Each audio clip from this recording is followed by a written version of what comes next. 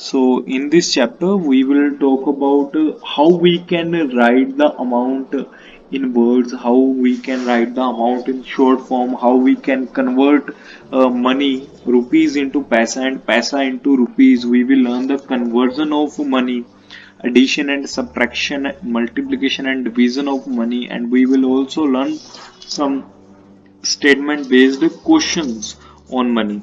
So you also have seen the different kind of denominations of money. Beta, we use money for selling or buying the things. अगर हमें कोई चीज बेचनी हो या खरीदनी हो तो उसके लिए हमें मनी चाहिए होती है. पर्टिकुलर अगर हम किसी कंट्री की बात करते हैं तो वहाँ की अलग करेंसी होती है, जो मनी होती है उसे हम करेंसी बोलते हैं. एज इंडिया की जो करेंसी है उसे हम रुपीज बोलते हैं, जिसका सिंबल आप लोगों ने देखा होगा. रुपीज कुछ ऐसा दिखता है. Okay, this is the symbol of rupees. अगर हम ये लिखते हैं तो इसका मतलब ये रुपीज है और ये इंडिया में यूज किया जाता है. और आपने देखा होगा इंडिया में हम टू काइंड्स की मनी यूज करते हैं. जो फर्स्ट है वो कॉइन्स के रूप में यूज करते हैं एंड सेकंड नोट्स के रूप में यूज करते हैं. You have seen different kinds of notes and coins in the market. आपने अलग अलग देखे होंगे और इनके ऊपर काफी कुछ लिखा होता है. If we talk about notes then इसके ऊपर काफी सारी चीजें दे रखी होती हैं नोट के ऊपर. इसमें 15 काइंड्स की लैंग्वेजेस दे रखी होती हैं. In those languages we have one language English and Hindi.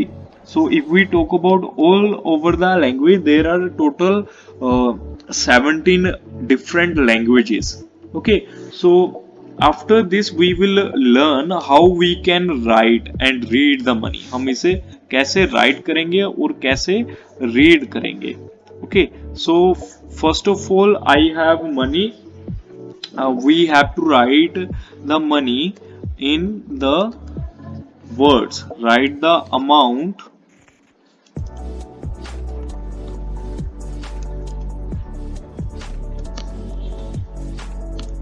in the words. हमें ये जो अमाउंट दे रखा होगा हमें उसे वर्ड्स में लिखना है. तो मैं एक एग्जांपल ले लेता हूँ.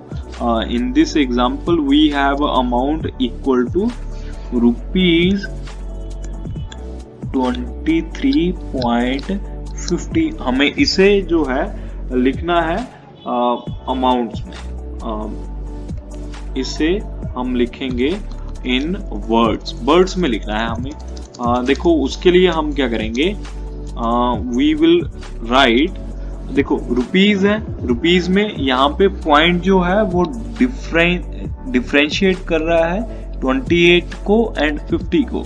तो पॉइंट के जो लेफ्ट में होंगे वो होंगे रुपीज और राइट में जो होंगे वो होंगे पैसे. हमें इसमें कुछ नहीं करना, हमें रुपीज के नंबर लिखने हैं. जैसे हमारे पास यहाँ पे 23 लिखा हुआ है तो 23 लिखेंगे. अब पॉइंट को हम खाली रुपीज लिखेंगे, पॉइंट को लिखेंगे रुपीज और जो आगे है उसे सेम एज इट इज लिख देंगे 50 और साथ में लिख देंगे पैसे, 50 पैसे. सो ये हमारा आंसर हो जाएगा.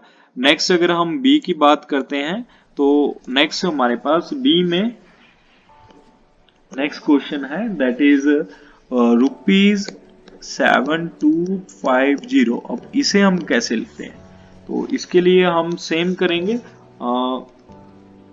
Again we will write 72.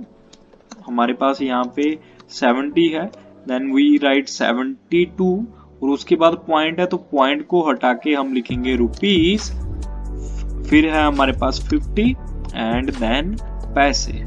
ये हमारा नेक्स्ट आंसर हो जाएगा नेक्स्ट क्वेश्चन का. अब ऐसे ही अगर एक और क्वेश्चन ले हमारे पास जिसमें ऐसे करके लिखा हो अमाउंट, तो उसे कैसे लिखेंगे. उसके लिए देखो अब रुपीज में हमारे पास सिर्फ 1 है, 1 और पॉइंट आगे तो उसके लिए 1 रुपी 50 पैसे. ऐसे हम इसे रिप्रेजेंट करेंगे पैसे को, PISE पैसे. ये जो होगी इसकी फॉर्म होगी जिसमें हम रुपीस को अमाउंट को वर्ड्स में लिखेंगे. ऐसे ही हम नेक्स्ट देख लेते हैं, अगर हमारे पास कुछ नंबर्स हो जिसे हमें कन्वर्ट करना हो in the short form, right, हमारे पास ऑलरेडी लिखे हो नंबर वर्ड्स में, तो उसे शॉर्ट फॉर्म में लिखना हो, right in the short form. Short form में अब हम लिखेंगे नंबर्स को, तो वो कैसे कर सकते हैं? देखो हमारे पास नंबर दे रखा है, फर्स्ट एग्जांपल अगर हम मान लें, हमारे पास दे रखा है 47 रुपीज 50 पैसे, ठीक है, इसे हमें लिखना है। तो हम क्या लिखेंगे? देखो सबसे पहले तो सिंबल लगाएंगे रुपीज का, ये वाला सिंबल लग गया। अब देखो रुपीज यहाँ पे है, इससे पहले क्या लिखा है? 47, तो 47 को कैसे लिखा जाता है? 4747 होता है, तो हम लिखेंगे 4747। अब रुपीज आ गया तो इसके लिए हम पॉइंट लगाएंगे, और रुपीज के बाद कितने पैसे हैं? 50, ये हमारा आंसर हो गया। ऐसे ही नेक्स्ट देख लेते हैं, 120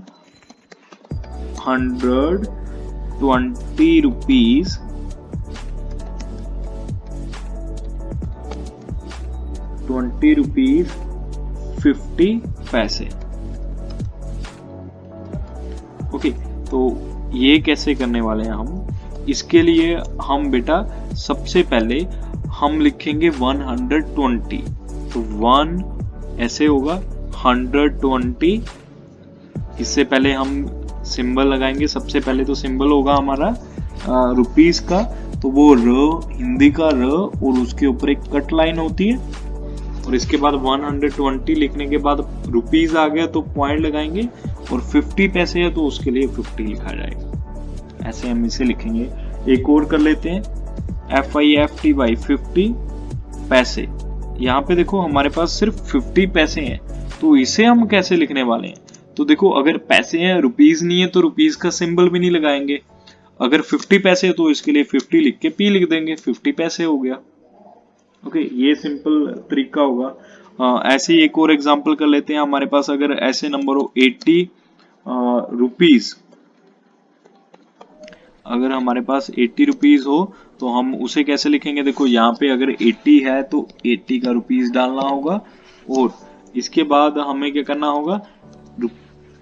80 को लिख देना होगा। तो ऐसे हम लिख सकते हैं 80 रुपीज, ये हमारा आंसर हो जाएगा।